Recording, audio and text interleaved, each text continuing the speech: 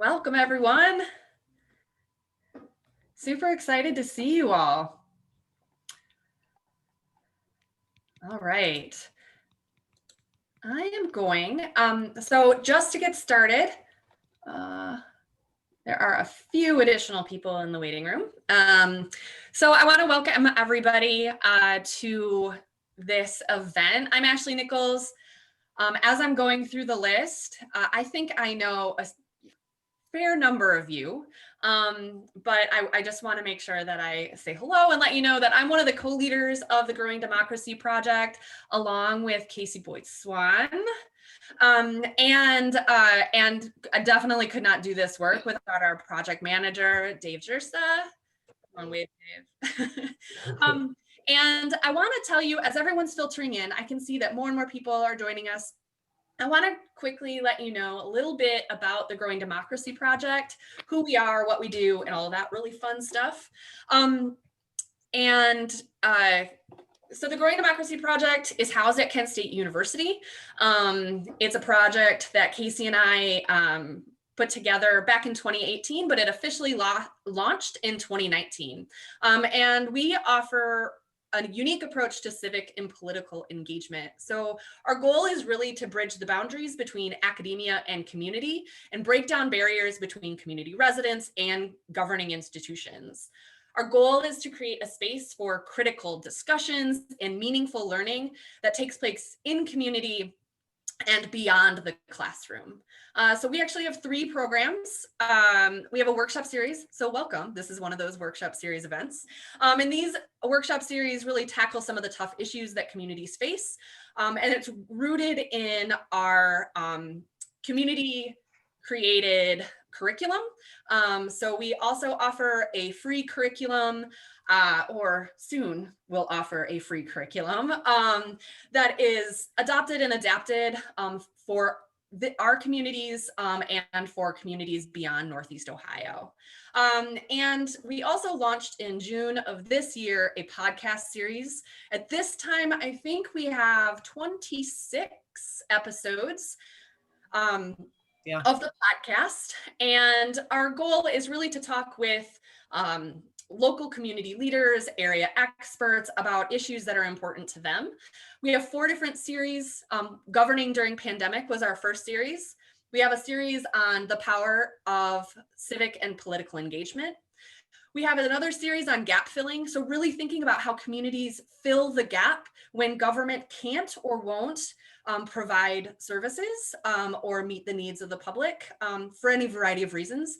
And then a third one that we are launching actually on Monday, which is serving the public interest. So we're speaking specifically with elected and non-elected local government leaders about how they came to public service, why, and to help us demystify some of those structures of local government. So we're really excited about our projects and excited that you're here to join us today.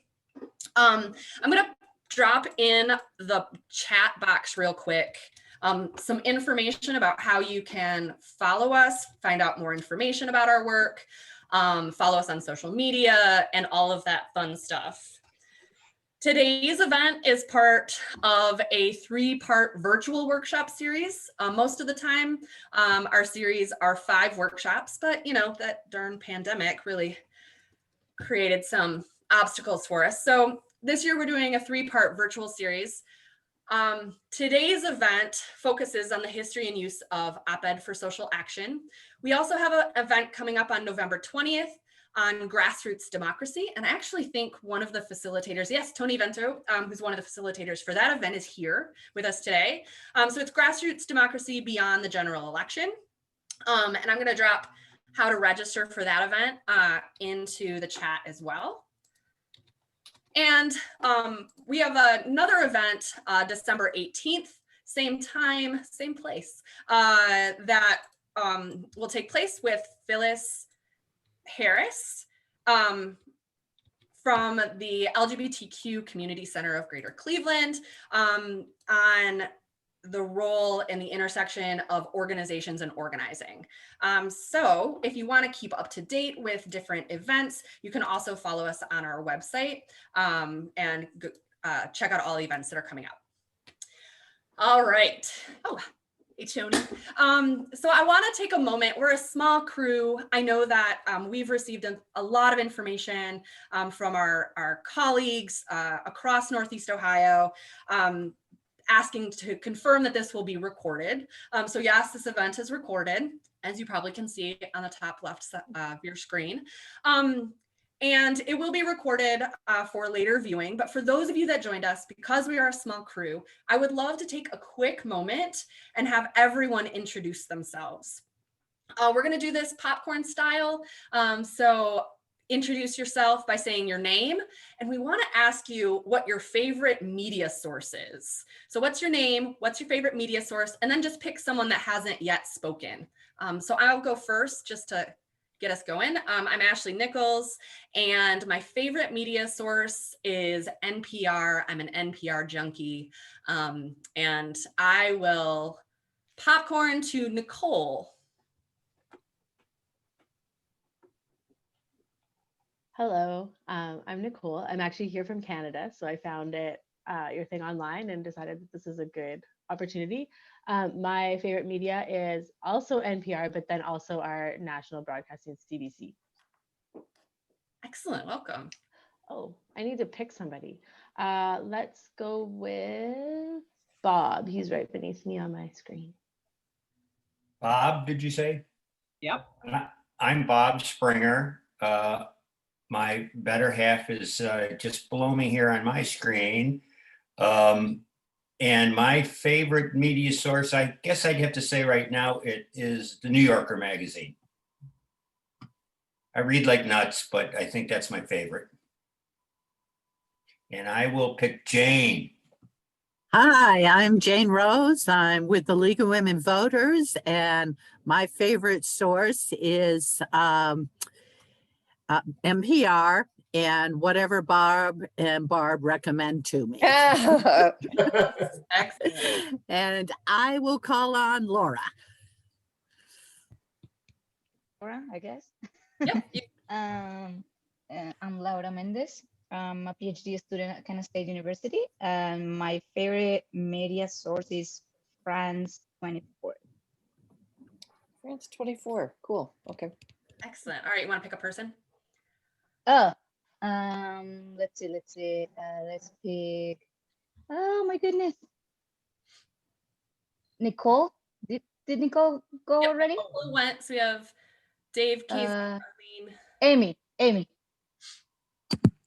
Hi, everyone. I'm Amy Lerman. I'm at the Goldman School of Public Policy, and I'm a New Yorker in California. So I read the New York Times because I get homesick. Welcome. All right, why don't we popcorn to Christy?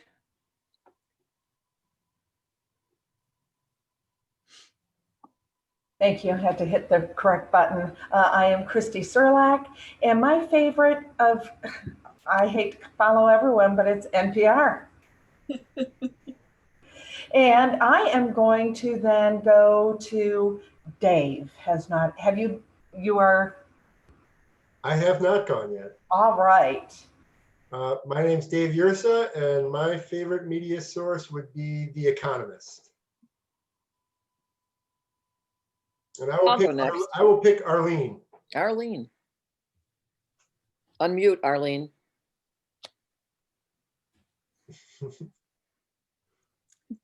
Can you unmute her? Yeah, can try. I have to ask. Oh, them. sorry, I was there you go. muted. I'm a friend of Dave Yursa's, and my favorite media source is PBS and the New York Times.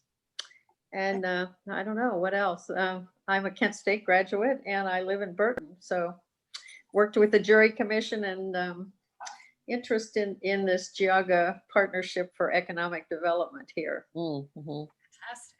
All right, why don't we, Is that about it? I don't have too many more people here. why don't I pick my screen. How does Nate go? Nate? Casey? I'm Nate. I'm a political science major, senior, and my favorite media source is The Intercept. Okay. Intercept, did you say? Yeah. Well, there are not many folks left, so I'll go. I'm Casey Boyd Swan, the co-host of Growing Democracy Project. And there's so many that you guys have already named, but my new favorite one actually is Teen Vogue. I found that they've done some really great reporting recently. So I actually started a subscription with them. So Teen Vogue, everyone, check it out. Fantastic. And then Tony.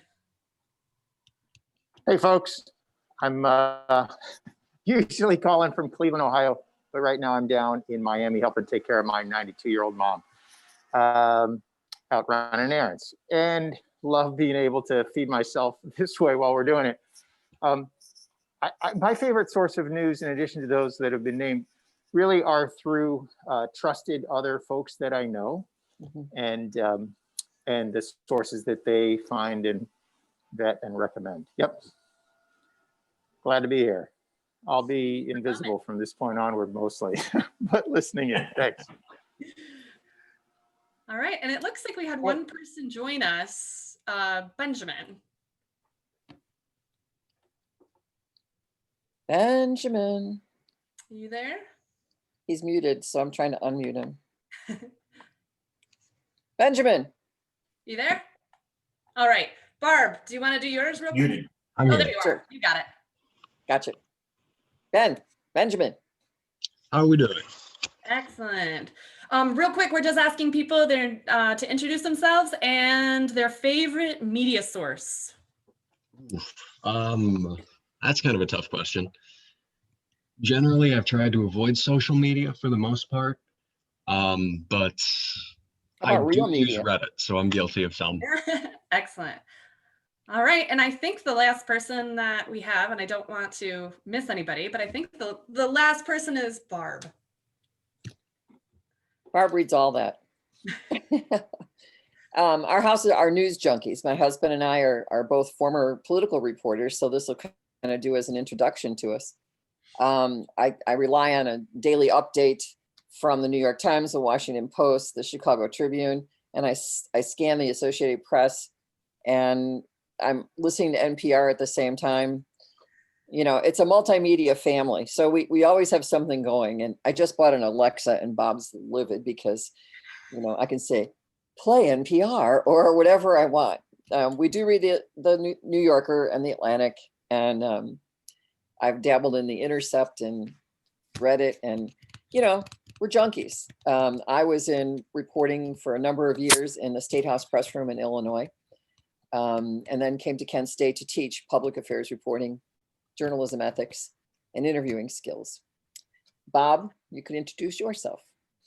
Oh, hello. I was a newspaper and ink-stained wretch for 36 years, the final 14 of which I was the op-ed editor at the Beacon Journal. Before that, I was a reporter there and copy editor, and worked a dozen years for the Associated Press, in most of them in Springfield, where Barb and I met, some years in New Orleans and Atlanta, and with the Denver Post. So it's all journalism. Fantastic. All right, so without further ado, since these wonderful people have introduced themselves and told you a little bit about their background, they are also our facilitators for today's workshop. So our workshop today is the history and use of the op-ed for social action. In this workshop, we'll explore the history and use of the op-ed, as well as the changing media landscape, which I think is particularly important because so many activist organizations, community-based organizations talk about the power of the op-ed for amplifying community voices, but the media landscape has for sure changed. So really excited to be able to have this conversation. We'll also talk a little bit about strategies for successfully pitching and crafting an op-ed. So I'm gonna pass it off to Barb and Bob to facilitate this conversation. Thank you so much for joining us, everyone. You know, the great idea is what we're talking about here today. I think what we're going to talk today is about the great idea and how to get it out there, wherever that is. I think that many of us have great ideas. We just don't know where to put them when our partners get tired of listening to us. Some of the history is, 1801, the New York Post was started by Alexander Hamilton. Not that one, of course, although we love him, but this one. Alexander Hamilton wanted to get his ideas about the Federalist Party into the public arena, and so including all his attacks on Jefferson. And but partisanship was the rule and not the exception. Hamilton wasn't the first, nor was he the last to try to get ideas out there. I mean, you can see at the bottom, I put a couple clips of Pennsylvania Gazette, the New England Current, and the real Ben Franklin, who did the same kind of thing in 1739. I mean, why not put out your ideas in a little, printed thing? And if you'd see the printing press they had to use to do that, it's pretty amazing. You have to cut out the letters in wood and then slip in this little chase, straighten it up like this and then roll this huge thing around. It wasn't easy to do a newspaper back then. And times change. And so as we change, the neutrality was always better for business, but then you're not getting your ideas out there. So what happened really was objectivity was put into practice, sort of, by Benjamin Day in the 1830s. And his first publication was The Sun in New York. And he thought, well, if I can get advertisers, the cheaper I can get the newspaper to cost, that's where the penny press came in. It got to be very inexpensive then if you had people saying, I want to advertise in Ben Franklin's paper because I agree with him, and all his friends will come to my place of business, whether it's a baker, a shoemaker, whatever. And so then they started charging less and less for the paper because they had more and more advertisers. We all know the story how that goes. If an advertiser doesn't agree with the newspaper back in the days, they would say, I'm taking my advertising and going home. And Bob's probably got some stories on that for us. So, but advertising isn't exactly noble because you're doing advertising. You need the money to run the paper, to pay the reporters, to actually pay to have the paper put out there. But if you could raise money for advertisers who like your content, I guess I already talked about that. I'm getting ahead of myself. Let's look at early 20th century columnists, which is really how you get opinion out there. It started out in opinion columns, and Franklin Adams of the Tribune in the 20s, and the H.L.Mencken, some of the names we all grew up with in the 30s and 40s. And Walter Winchell is a columnist from the 20s, and he went straight into the 60s. Winchell was syndicated, and so therefore was read by about 50 million people a day. When you stop to think about it, that's a lot of people. Bob, what other columnists did you have the pleasure of working with?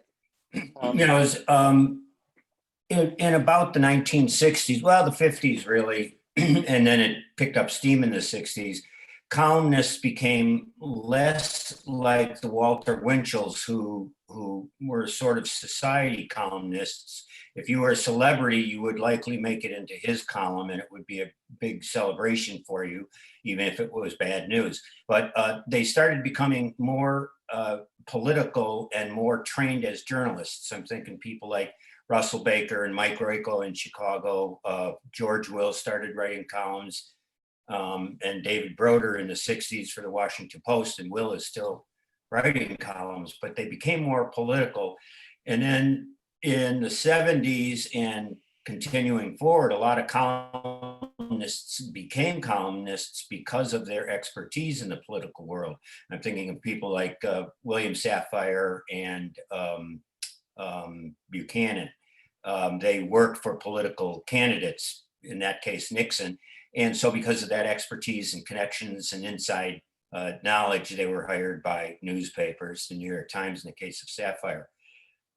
But columnists became much more political.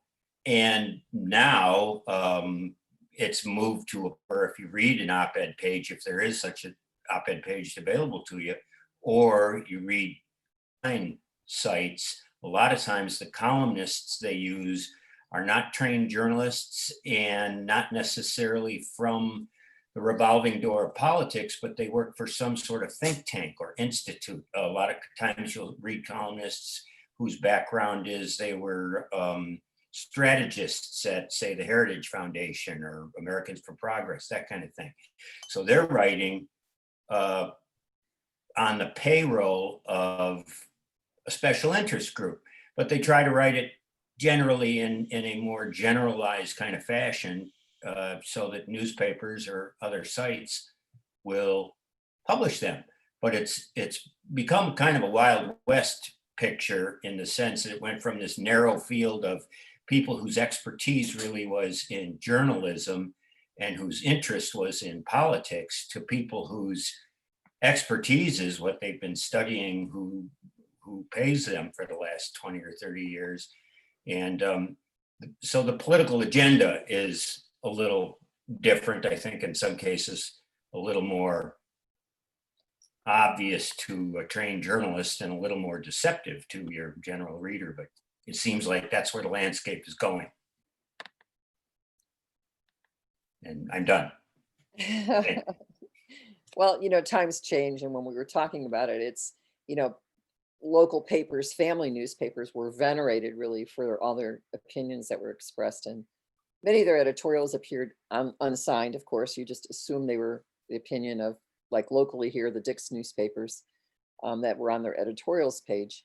And then there usually was an op-ed page or a page where you could have your letters to the editor. Things have changed. Things have changed tremendously. But just for a second, I worked for the Belleville News Democrat, you see down there, and it was anything but Democrat.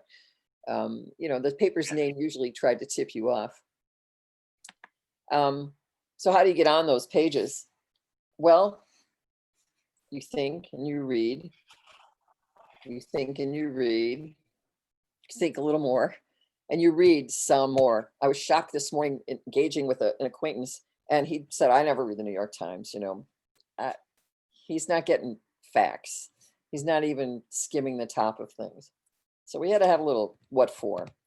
Bob, what do you think about reading and researching? How would you? I always think if you're a part of an organization or a community activist or anything like that, and you have a passion for what you're doing and you want to amplify your voice, the best way, I think, to learn how to write an op-ed that you can try and get published, or online or in print anywhere, is to read like a maniac. You need to read to learn how to write.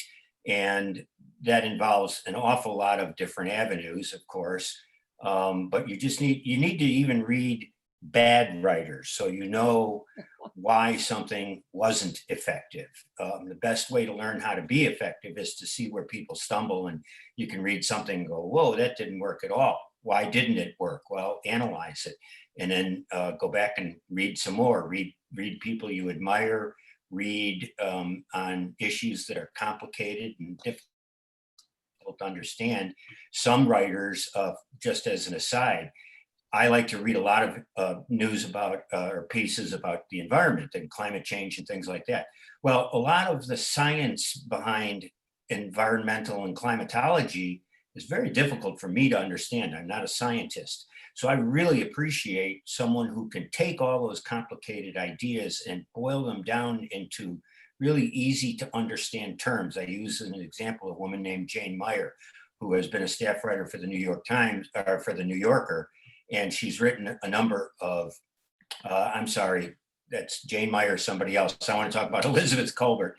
She's an environmental writer for the New Yorker, and she wrote a book called The Sixth Extinction, and it's chock full of science, but she writes in such a dreamy fashion. It's good writing, and that's what pulled me into it. And you realize that, yeah, the difference between an effective argument and an ineffective argument quite often is simply in the quality of the writing, the execution of putting your ideas into words that others understand. And it's not easy, but one way to learn how to do it, I think, is to read, and practice writing. Well, and we were talking earlier this week about to understand the difference between news and opinion. And that is commonly screwed up these days. Someone said, oh, I'm not a reader much of social media. Well, that's the difference right there. Excuse me. I think staying off social media is probably smart if you're really looking to understand the news. So news is the gathering of info about a subject of public interest And it should be verified by an independent, accountable organization. That's where a lot of the social media hits the bricks. And then it's offered for public consumption. These days, anything is offered for public consumption, but the report should include opinions of experts or witnesses or participants, but not really the opinion of the writer. Whereas opinion is a view or a judgment or an appraisal formed in mind about a topic. So, Bob, you can tell us the difference between these two, between op-ed and letter to the editor.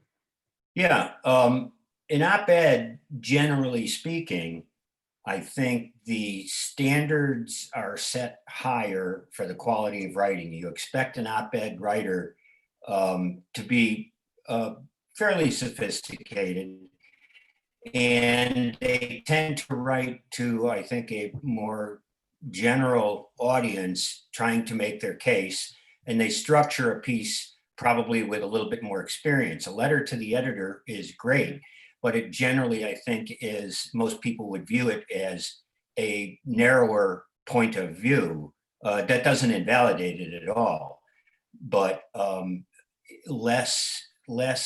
probably a little less persuasive, although I have read some letters to the editor that are just, beautiful in their thought process. There are people who, there were some people who used to write letters to the editor to the Akron Beacon Journal. It was kind of a contest that they would have among them to see who could get published the most. And it wasn't because they would pick outrageous subjects. They were really good writers. A couple of them are still around, I know. One's in Kent. I am friends with him on Facebook, and he used to love to write letters. And I remember reading a story, I think it was, or it's part of the documentary on the New York Times, page 1, that the New York Times wrote a story about a guy who ended up publishing in his lifetime something like 300 letters to the editor just because he was brilliant and they were great letters. And he was an influential person in that narrow niche. But generally speaking, allows a little bit more space for the writer than a letter. I think most op-eds in newspapers, standard, you'd see anywhere from 500 words to 750,000 would be pretty long. 1,500 would be, it had to be, an op-ed piece written by Norman Mailer or something. Whereas letters would be limited much more. You wouldn't want to see letters of over 150 to 200 words. And it's hard to expand on a lot of ideas in 250 words, whereas at least with an op-ed, if you have 750 to 1,000 words, you can play with your ideas a little bit more and get into a little more nuance. And that whole landscape has changed because of the final part on that screen about blogs and social media, how space is infinite on the interwebs. So a lot of people abuse that by going on and on and on with pieces that I'm sure not too many people read, but at least it's available. The world has changed, and any idea will find a place to be published. So if you're passionate about an idea or an organization and you're trying to get your idea out, know that there are millions of avenues out there, but also you want to be more influential than the people who go off on rants. And that's what we hope we will kind of aim you in that direction. So with changing the landscape, Barb will take over. Yeah, who owns the opinion in 2020? And that's just about anybody's guess. Although at a national level, you can see that there's 6 companies. This is a little bit blurred, but if you search on 6 companies owning media, you'll get 5 or 10 or 15 of these kinds of graphics. And frankly, that's not the media that we're writing for. We are looking at ones that are more important to your life. So the media that aren't on that list, which, we're not going to write to the New York Times every week. We might, but the chances of it getting published are a little slimmer. Smaller ones, the minor players, as I always call them, the pygmy press, of which I was a member for years. They're desperate for content that's well thought out and timely. Check to see, you all named NPR, you named New York Times, The Economist, all great. you're not going to get your opinion in there. Start a little bit more local. And so I say, think global, but act local, because you are an expert in something or you have a passion in something. But I wanted to show you why you have to act local. So if you look at the Plain Dealer and Cleveland.com, in where some of you are located today, the issue there is that they're owned by Advanced Publications. The Plain Dealer was stripped of its staff, which were all union. They waited out the union contract, and then they assigned those reporters to come down to Portage, Stark, and Wayne counties. They were not going to be allowed to cover Cuyahoga County. So those of you locally know what that means. They were telling them, you're never going to have a story that's of any value to the people whom we circulate to. So they essentially pushed them out. About 2 years before that, they had started Cleveland.com, non-union, a lot younger reporters, cheaper reporters, therefore. So Cleveland.com is a news source. They have their own reporters. It was like running two staffs in the same building for quite a while. And then they even moved out. They moved the Plain Dealer out and let Cleveland.com have the old Plain Dealer newsroom. Things had changed. The ones that are owned by Gannett and USA Today. Gannett is USA Today. So Gannett recently bought out Gatehouse, which was a major owner of smaller papers throughout the country. And this is where you can get, if you're looking at newspapers, this is where you can get a start. The Beacon Journal, of course, is the biggest here in Northeast Ohio that's owned by Gannett now. It used to be for many, many years, it was owned by a family, the Knight Ritter family, the Knight and the Ritters. Dispatch is the biggest newspaper in Ohio. It was owned by the Wolf family. Not anymore. It's owned by Gannett, USA Today. And many of you have noticed locally, although you in Canada have other issues, but very similar, I'm sure. There's a difference when you get the Record Courier now. It does look a little like USA Today. And for some people, that's just horrible. For me, I kind of like it. There's more opportunities for different views and a lot more news about other things. And the likelihood is you could get an opinion piece in one of those papers because they're very, they're hard up for opinions. They've all eliminated their editorial boards. Bob, who's left at the Beacon Journal on the editorial board? No one. Mike Scherer kind of makes the decisions and he's the editor. And 10 years ago, how many people were there? When I started on the editorial page in 1994, we had 9 people, including writers, one secretary, a political cartoonist, Chip Bach, a letters to the editor, and everyone else was an editorial writer. And they all had expertise, didn't they? Like, yeah, we had like one person the education person. Education from K through higher ed. Someone else was an expert on environmental issues or foreign affairs, that kind of thing. So what I see that as now, though, is that those people aren't there anymore, but someone's still making a decision on what goes in that newspaper. And if you know enough and are passionate enough about an article, an issue, a topic, you could probably break into those areas really well. The other places, when I say act local, I mean local in your own sphere of interests. So many of you are community organizers and you have a passion about a very particular set thing, right? A certain thing, like you're an advocate for disabled persons who are getting back into the workforce. I'm going to guess there's a newsletter out there that's about that, or there's an online version of that, much like Growing Democracy has its own podcast, and I'm sure would welcome different points of view. In Portage County, we have The Portager, which Bob and I are pretty familiar with, and they accept a variety of news things and are starting to accept some opinions. So you have to be very clear about, yes, you read The Economist, but what else do you look at? These might be outlets that are only known to you because over the years, you're the one who you look for them and you hear from friends that this is important in our business. So you look for podcasts and blogs, newsletters. Newsletters are desperate for opinions. Facebook pages, good place to start. Put your opinion out there, see what other people say. Do people post and call you a flaming idiot? Well, maybe you need to refine your ideas a little bit.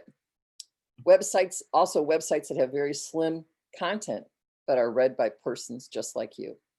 So think differently about your opinion and where you want it to go. And if I could add, the beauty about the online world to some extent too is the sharing is so widespread, so that you can send something to a much narrower interested page, and it could end up anywhere and everywhere, which can be kind of overwhelming, but it's great for getting your point of view to a wider audience.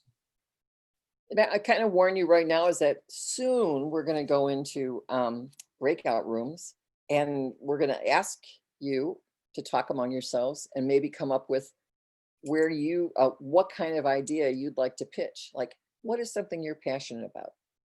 So keep that in mind. What group do you want to move? So when you think about that, what do they read? What pieces appear in that publication that people who you want to influence, what do they read? It's the New York Times versus the Lake County News Herald versus a blog on activism. Okay, high level publication. You know, we're not looking for things that have big, we're looking at small audiences and where you might have a daily blog or a daily Facebook post on something, and you can perhaps influence that.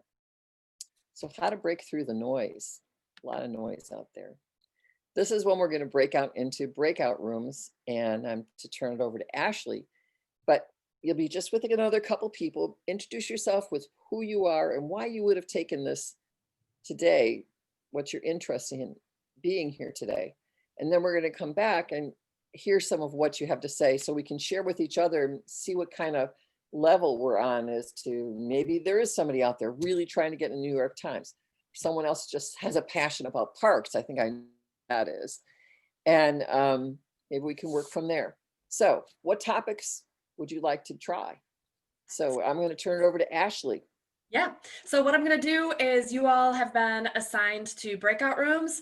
You're going to have 5 minutes, just so I'm sure that all of you know Zoom now, but when we're at the 1 minute countdown, it will give you that 1 minute countdown. But as Barb said, introduce yourselves and talk about what topics interest you and where you might be thinking about pitching those stories. We'll see you in 5 minutes.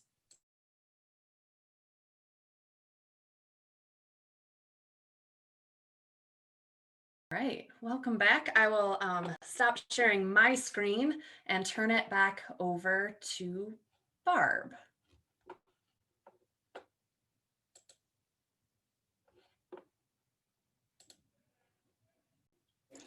So I guess what we could do is also ask, you know, what kind of topics people came up with.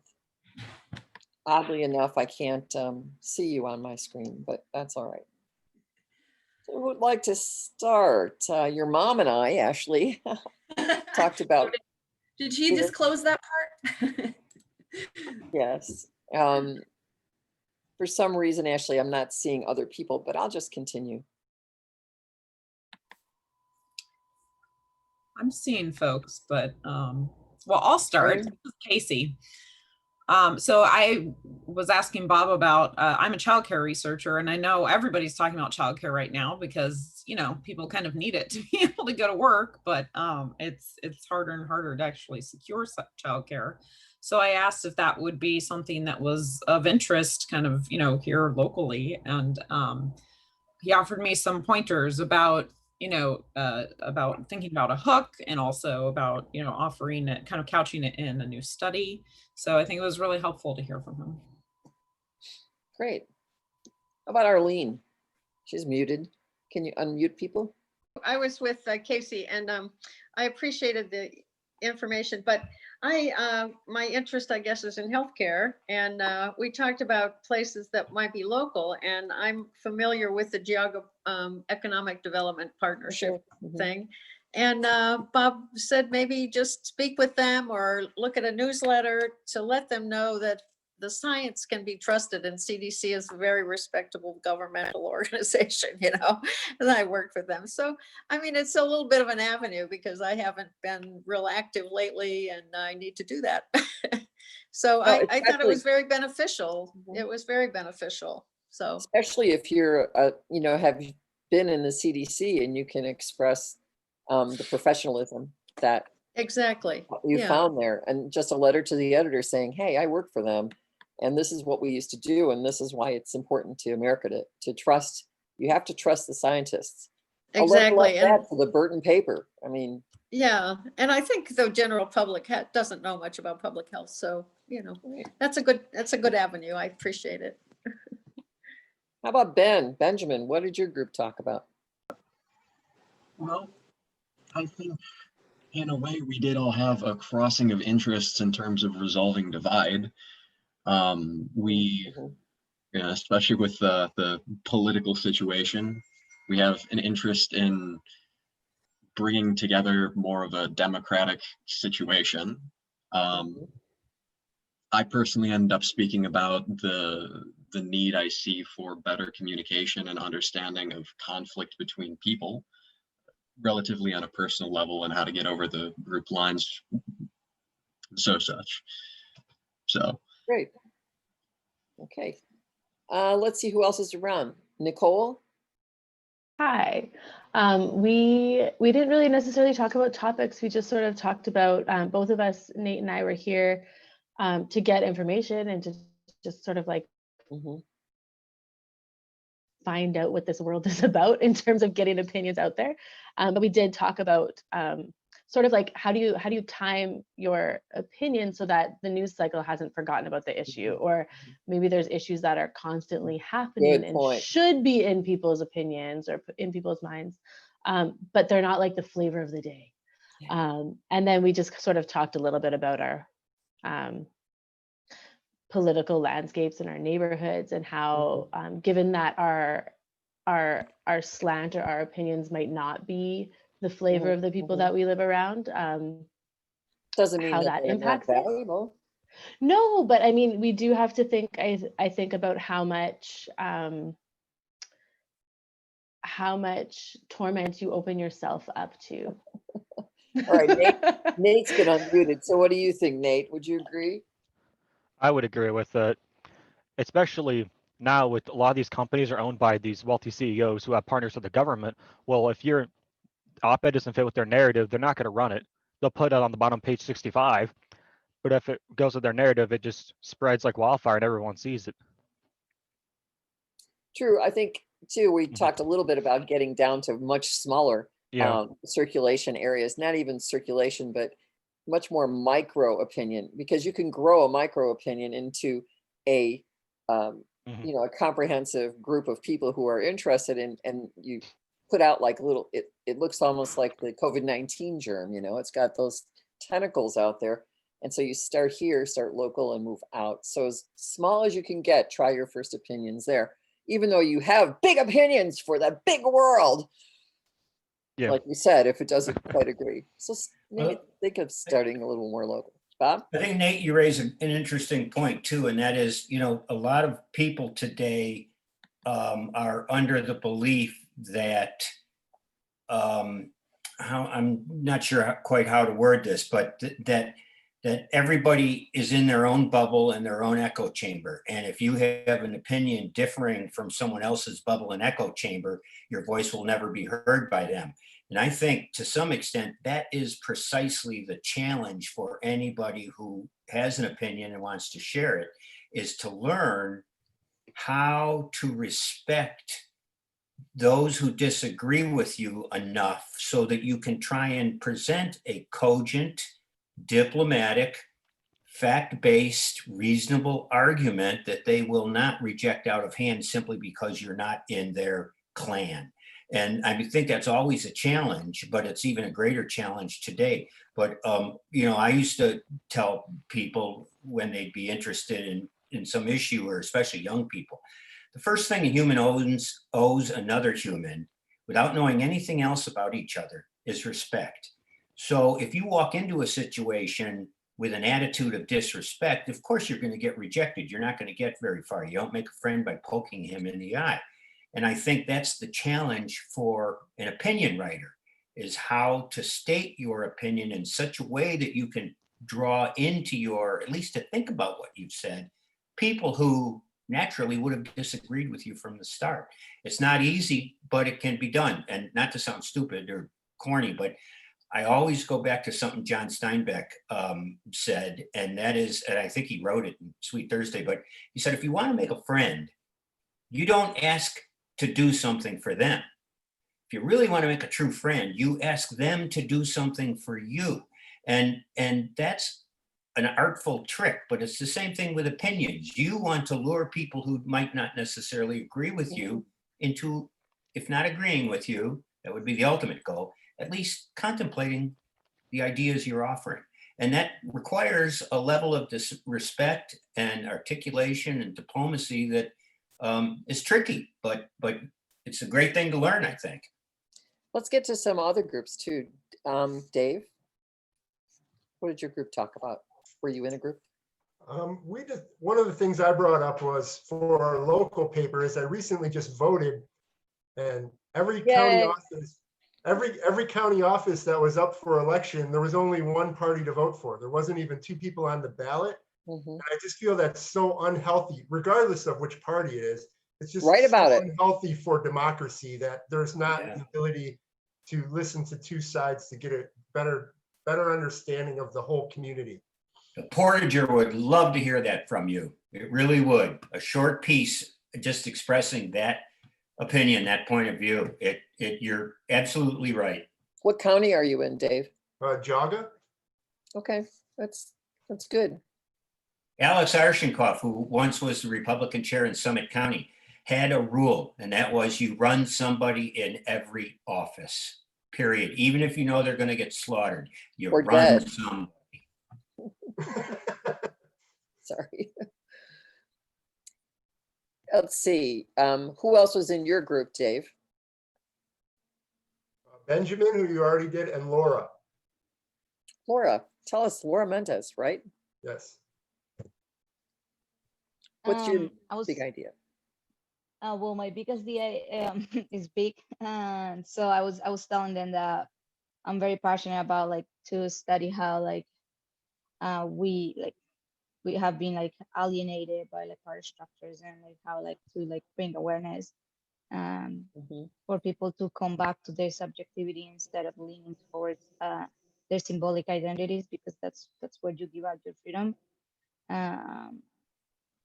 But I was telling them that's a little, I'm still researching the topic, and it's a little deep, and it's very existential to get in on an op-ed. So but I'm still thinking about it. Well, we also throw out there at the end that you're welcome to contact either of us to have a read of whatever it is you'd like to write, and we'll hack it apart for you. So I know Stacy and Jane are on. How about one or the two of you respond? Were you in the same group? Oh, yes. And we pretty much caught up with each other until Tony joined us from Florida. Of course, our passion is to access to voting, getting people educated to vote. We don't care how they vote, just vote. And then when Tony joined us, we started talking about what democratization is, what it is. Good points. Yeah. Always easy to write about if you have been involved in the League of Women Voters or other voting groups for such a long time. So Tony, is Tony on, or is he running around errands? If you'd like to pop in and say something. Running errands.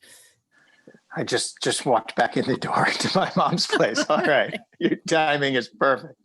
I don't know, this isn't my biggest idea, but I think perhaps maybe a timely one. I'm thinking about, because of this time together, I'm noticing perhaps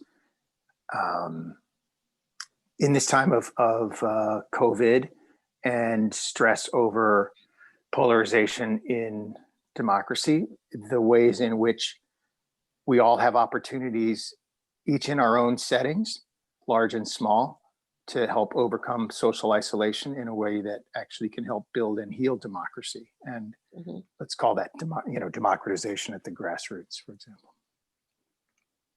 Okay. Now, Sarah, are you out there? To our discussion? What's your discussion about? No, I just asked Stacy if she had anything to add to Oh, okay. what we had. You're muted, Stacy. And I regret in the meantime, I've got to jump off Thanks, and Tony. tend to some things here in this apartment. But I'm looking forward to reviewing this Listening. video. Thanks, folks. Thanks for convening. Thanks for joining us. It's beautiful. Thanks. Oh, I just realized you can just hit the space bar and unmute yourself. Yes. Duh, that's simple. Thank you. I learned something today. I think the two people we have left are Stacy and Christy. Well, I was with Tony and Jane, of course, and I came not really having a particular topic. When you're in league, I mean, you could probably come up with 10 or 15 topics that you could write op-eds about at any given moment, or letters to the editor. I will say I have a really dismal publication rate on my letters to the editor. So I thought maybe you guys could help me a little bit with that. But just one thing that just pops into my head, and we didn't talk about this, was looking beyond the election, which is really hard to do. But we're going to be dealing with redistricting in the next year or so. And I think that's going to be a rather important political topic coming up. So I don't know, maybe I'll use that for an exercise if that's where we're going. For sure. And so who's left? I am. And Barb, you are the one that I had the honor of sitting with. It was just the two of us. We talked about Ashley the whole time. Yeah. Who's Ashley's mom? I gave, yeah, really secrets. We won't, we're not going to reveal them to all at the moment. But I was fortunate to get her insight. And what I really learned, I mean, I like to be involved environmentally in my small community, but I ignore my local small community paper. I still read paper from where I was from. And she said, I can't do that. Those are the people that I can maybe communicate with the best, and that I can get maybe more insight from them, and not to go about this. I also love listening to, I think Bob just said, and be open for criticism and opposing views. But that was really eye-opening to say, yeah, I've got to look local. This is not this, don't try and change. Well, and you were talking about riparian issues, which is water and things like that. So that's really a global issue, but you are able to change minds, I think, in that very small community. Just another one of those things where then they start to look out and they start to read other things, and they start to actually communicate back and forth about how we can do this locally. And, climate change, whatever you want to call it, it's a local issue. So Ashley, we're going to keep your mom busy. She won't be bothering you anymore. Excellent.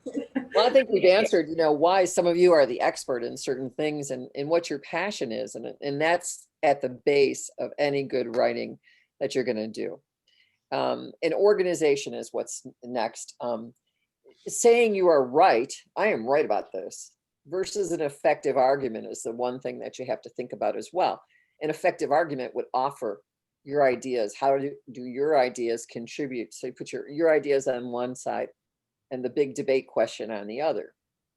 Line up your background with other experts. Are there other people who have spoken about this, maybe at a national level, certainly with the league and riparian issues, things like that, even politics, and bring those big ideas, maybe refer to them in yours. You're not writing an academic journal. That's my next point. Don't do too much research. Remember the setting for your remarks. Stories sell writing. And so you want to research the end product, which is how do other people get published on the show, or how do other people get on that Reddit thread? Take notes on how those are written. And then Bob's going to talk now for a few minutes, We have about 25 minutes left, but we're going to talk about, hey, here's how you actually do it. So, Bobby, are you there? Are you going to go back to the PowerPoint? Oh, I thought you guys could see the PowerPoint. No, I can't. It stopped sharing when we bumped to breakout rooms, but we could easily reshare it. Please reshare it. I've been sharing all sorts of things. Oh, you should have sharing option. So it should say share screen at the bottom. Sorry about that. Quick, while they're doing that, are the Hudson Hub and the Aurora Advocate still owned by the Record Courier? Well, they're Yes, owned they are. by USA But they're owned by Today, the USA Today. Wow. Okay. by Gannett, because Gannett bought Gatehouse and Gatehouse had all of them. You know, just before you restart, I want to mirror something that's in the chat. Growing Democracy Project, we're starting a blog. So if you kind of want to give your hand at starting to write something publicly and have it posted, we'd be happy to host your blog post so that that can get your, story, narrative, and opinion out there. So hopefully everybody can see the screen now, right? Yes, we can. Yes. All right, Yes. Bob, take it away. Lead. Yeah, I can't change the screen, so you'll have to do that for me, dear. But And we talked about this for 40 years. we talked about this in our group, the different approaches you can take to writing an op-ed. And there are bazillions of them, virtually, they're unlimited.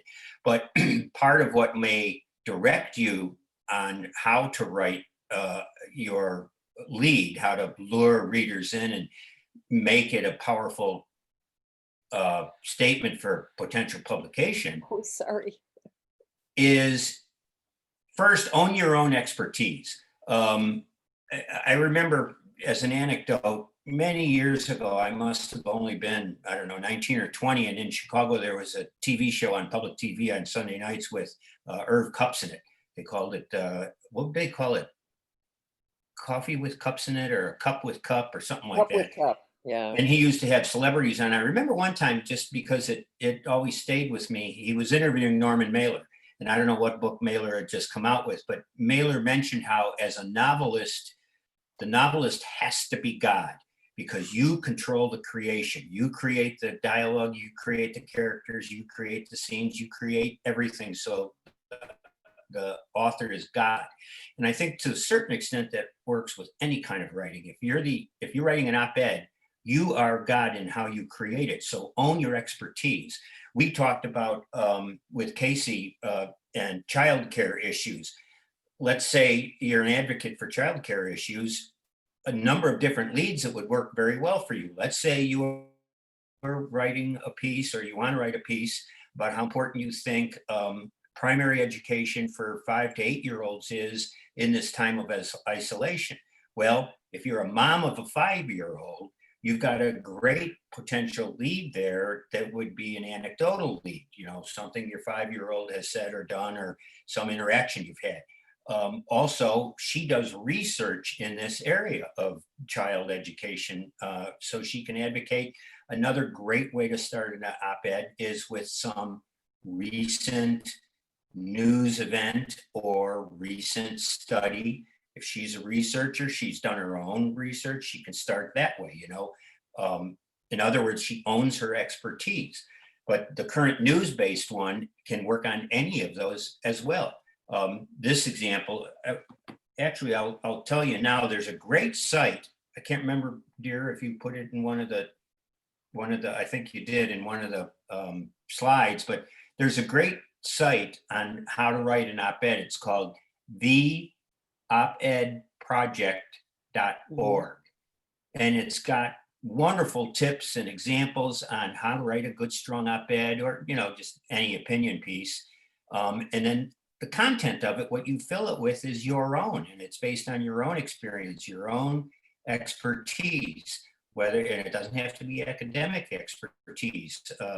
Your expertise could be because you've been alive for 80 years and you become an expert in observing human behavior. But here's an anecdotal lead, and it's a fine one. It works well. It was a clear 20-degree day when Carrie set out to ice skate on the lake. She couldn't have imagined that below surface, pumps used by the city made the ice precarious. Next screen. But the Kent City engineers knew and experts say they should be warning, blah, blah, blah. And you go on from there. So you've got that hook. People are going to read that because it's local, it's a safety issue, and you're bringing your expertise into it very high up. You don't want to take a long time with an anecdotal lead. But if you want great examples of anecdotal leads, look at the New Yorker. And New Yorker is mostly all columns, even if they're very long feature pieces, they tend to be opinionated, which is fine. But they do a lot of their starts, they'll, say on August 14th, 1943, Joe Jones walked across the street on Fifth Avenue and was hit by a bus.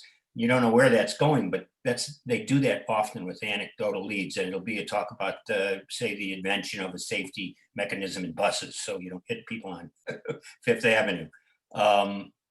This is a recent example, very recent, yesterday from the New York Times, of a news hook lead. Large ships do not turn on a dime, and large institutions rarely do without great risk. Therefore, it is notable that Pope Francis, and this was written by a former Catholic priest, so his credentials give weight to this particular lead. It's a smart way for this priest to open up a piece, and it's about the Pope and his comments on civil unions. This is a different one. This is a letter to the editor. So it's a different start for a letter to the editor, and it's a smart start, giving this just a wide example of something about COVID pandemic. And then in the second paragraph, not the first one, your article about the mayor's race and blah, blah, blah, undid those dreams. And this from a California writer. So a lot of times you'll read letters to the editor and they start off with a very narrow rant, so-and-so who wrote a letter last week is an idiot, or your editorial on such and such shows how liberally biased you are, that kind of thing. That was a much smarter letter because it opened up with a statement that anybody could read, and it didn't carry with it any necessary kind of agenda. But the site, the op-ed project. Look at it in there, honey. .org, yeah, it's a great place to go. So now, how to write it? A thesis. A thesis. Come up with a thesis statement, and then as that prior slide said, forget the thesis. Then go into the thing that moves you. Why do you want to write this piece? To what end? Why are you passionate about this piece? That's your thesis. That's the point you're trying to get across to people. But just stating it as your thesis, you don't want to be academic. So try and come up with something that fits naturally into your biography. Whoop. And then in any, I think, good, reasonable piece where you're trying to influence other people, you want to acknowledge the largeness of your idea. And in that sense, we have this evidence with some reference to the authority, the history, a global picture, something to back up your statements. And another thing you want to do is you want to acknowledge the contrary point of view. You don't want to dismiss it without even mentioning it. It's always much better to give your opponent's strongest argument, state it. This is what the contrarian view to mine is, and then use evidence to state why you think your point of view is stronger, is better, makes more sense. And then, whoop, voila, you have your opinion.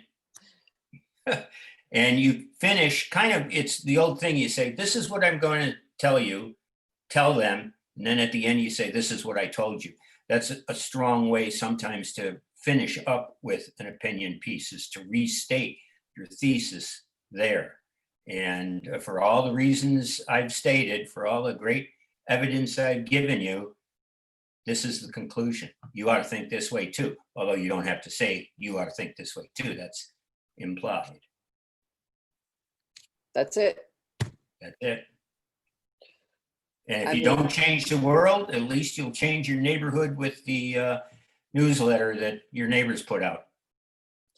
We could talk a lot more about this. What do you see are some of the stumbling blocks? And frankly, some of the stumbling blocks are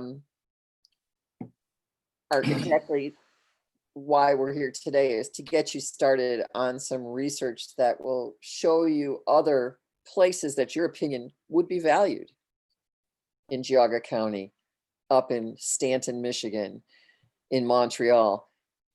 Where research, where is it, am I going to have an effect?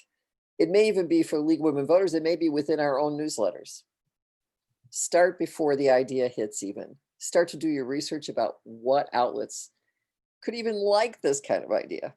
Start there. The best list, and this is the opedproject.org, there's a whole list of publications there. Those are all newspapers, and they do update them, but you might want to go there. I use the opedproject.org quite a bit when I taught, and was on a panel with some of their people before I retired a few years ago. And they're still pretty active. They have a lot of really good staffers, and are pretty free with their, so now we're going to do pitch, and we don't have all that much time left. So I'm going to go through them a little bit more quickly. The pitch is what you have to do. You have to send like a cover letter to whatever it is you're putting out there, or a cover email. So why is it now that you're putting this out there? Why read it now? Why should people care? And why am I the person? Cover letter. Got to sell yourself. Short, clear, well-written, timely. Show your expertise or your unexpected point of view. Bob's read thousands of these over the years. Why is this an important thing for us to see right now? Pretty set. So, and then include a few lines of your ideas, your credentials if you feel necessary. Do not attach your curriculum vitae unless you're going for a curriculum vitae sort of publication. The finished piece should be below that pitch, and then your contact information. Bob, what do you think about follow-up? Yeah, follow-up is tough. I always appreciated a call or follow-up email from someone who I knew was serious about their piece and we were considering it. I never viewed it as a burden. Mm-hmm. Sometimes people follow up too much, and the people who tend to harangue you on their follow-ups are the ones who have probably just sent something that is unpublishable for a number of reasons. Maybe it's way too long. Did you ever work with a writer to solve those problems? Yeah. So we would often work with writers, especially if we were interested. Sometimes we solicited them for pieces. I'm thinking of, from the Rapeless Institute at University of Akron, we could ask them sometimes for a piece on some issue that was topical, like I remember in the late 90s, I think it was, religion in politics, where a lot of the creationists were trying to take over local boards of education. They were running in Hudson and Stowe, and we wanted them to do a piece analyzing, the religious Christian influence on American politics today. And they might write something that was way too academic in terms of jargon, or it was way too long. And we'd work with them on something like that. Other people are Deborah Lynn Hook here in Kent. She's a wonderful, wonderful writer. And she was interested back when they first moved to Kent and her kids were still real little. She started writing and she's become a syndicated columnist. But I used to work with Deborah too on some things, and I'd say, well, this is a little vague, or this is a little mushy right here. Can you sharpen that paragraph, or can you delete this and move that up? I wouldn't rewrite somebody's work. On a copy desk, you do that to reporters, but you don't do that with opinion. And she was easy to work with, and she was fine, and she's a great, strong writer, and she puts a lot of emotion into her ideas, which is really nice about it too. She's passionate, the passion comes through. And I think she can do it in 750 words. Yeah, and she would, do it within that word limitation, which can be tough. That's why writing sometimes is an art for those who do it well. But follow-ups are tricky. Depends on where you're trying to submit it, and sometimes they will tell you on their website, we don't accept follow-ups, we don't return submissions. You may not hear from us again. And if that's the case, then you want to be precautious. If that's the way they feel, you need to know that, and they'll usually have something on their site about that. And then you're welcome to pitch it somewhere else. If you don't get a response from them, that means they're open to anything. Just go ahead, pitch it somewhere else. I think that's fair. What about questions from the group? We're kind of ending our last 5 or 10 minutes here. Any We have one questions? question in the chat about, is there a length goal? I think 1,000 words is a lot. That's a good amount. It usually allows, I think, a writer to explore some ideas, and it won't be so long that it'll burden your average American attention span. 500 words, you got to be really good to get your idea across in 500 words. And if you're a really good writer and you can do it, God love you, you know, that's great. But usually you need a little more than 500, but I'd say 1,000, unless you're writing for a publication that enjoys really lengthy pieces and appreciates writers going off in some different directions. But you have to know that about your audience and about your publication before you don't write a 3,000 word piece and then try and sell it. Yeah, if a blog is only taking 250 words, you got to get your snark out there. I mean, 250 words isn't much. And, you know, if that's what they take though, and that's where you have to get a start, then that's where you get a start. So. But it's a good challenge sometimes too, I think, to try. And if you have some opinion, try and write it as a letter to the editor, whether you send it somewhere or not, and try and keep it to 250 words. It will force you to focus your thesis so that it's manageable. You're not charging into the whole thing by saying, I think climate change is important. And then, okay, but you know, that's so big, so broad. You can say, well, you know, a new study shows during the pandemic, CO2 emissions have dropped. Boom. You can tackle that in 250 words and show why obviously the CO2 emissions must be attributed to humans because humans aren't doing anything and they dropped. That's all. I'm putting our email and stuff in the room. Are there any other questions? You're welcome to, oh, we've got another question in the chat. Should the audience of the thesis call to action maybe be tailored to the audience of the publication? Say that again. Should the audience of the... So should you tailor your piece to folks that you know will be more likely to be reading the publication? Oh. I would say generally yes, but not exclusively. Sometimes you may be pinpointing, you may be wanting to make your thesis hit a raw edge and hit an audience that might not have considered it. But generally, yeah, if you're making a call to action, you probably want a persuadable audience. What about language choices? So should you, if you're an expert in something, and let's say that you've worked in something for, I don't know, 20, 25 years, what is the process of being careful about not using jargon? If the publication or the blog uses jargon, you can use jargon. If it doesn't, call us. We'll thin it out for you.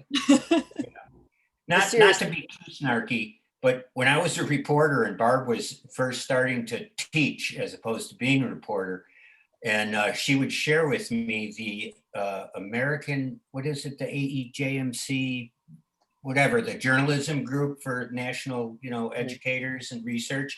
I would read the titles of the pieces that were submitted to the annual convention, and us reporters would howl with laughter because it had so little to do with real journalism. It was all educatorese. So don't do that. Well, actually, it provides a lot of employment these days for real journalists who have lost their jobs. They go to work at universities and they take Casey and Ashley's papers and they make them into human English and they put them out there for national consumption because they're authorities, and somebody at the university, you know, can write that in some poor journalist who doesn't have a job anymore. Yeah. So keep doing it. Keep doing your academic papers. Towards the end of my career at Kent State, where I was just, you know, part-time after leaving the Beacon Journal in 2014, you know, journalism, newspapers at least, was starting to fall apart. So a lot of parents, when they'd come in with their seniors in high school and they'd be taking the tour and invariably the question was, is my kid going to get a job? And I would be hard pressed to say, oh, don't worry, you know, there's always going to be journalism jobs. But I wouldn't be ashamed to tell them, look, if your child is good at language and can write a coherent, cogent sentence, there are a lot of smart people out there who are experts in their field, whether they're in business or academia or wherever, who look at a blank computer screen and freeze. They're paralyzed. They have no idea what to do with it. And if your son or daughter can fill that screen and make that person look intelligent and get their idea across the way they want to, there's always going to be a place for them. Mm-hmm. Good point. That's a good point to end on. It is a great point. So thank you both for coming. It was such a pleasure to have you guys host this for us. And I know that our audience really enjoyed it. I'm just going to say that because I can feel the vibe. We do have one more question about if your slides will be available to attendees. We hadn't talked about that, but I'll let them decide. And if so, then, yeah, then we can host it on, we'll post it on growingdemocracy08.org. And also, yes, this will be made available on YouTube. A lot of what we did comes from the opedproject.org. And it's always been a resource for me when I teach, when I talk. Like I said, I've worked with them before I retired. Okay. Fabulous. And just before we go real quickly, I wanted to thank our sponsors for this event, KSU College of Arts and Science, KSU Community Engaged Learning, the Scholar Strategy Network of Northeast Ohio, and Neighborhood Connections of Cleveland, with some funding, again, ongoing from American Political Science Association. So thanks to our sponsors. If you are interested in submitting to the blog for Growing Democracy Project, I'm gonna, our email addresses are right down there below. So feel free to send them to one or both of us. And again, thank you so much, Barb and Bob, for coming on. And we'd be happy to edit a first draft of anybody who's attended. Fantastic. Because we're retired. So much generosity. Thank you so much. We appreciate it. Enjoy the day. It's beautiful. It is. Yes. Thank you very much. Goodbye, everyone. Thank you, guys. Thank you. Bye-bye.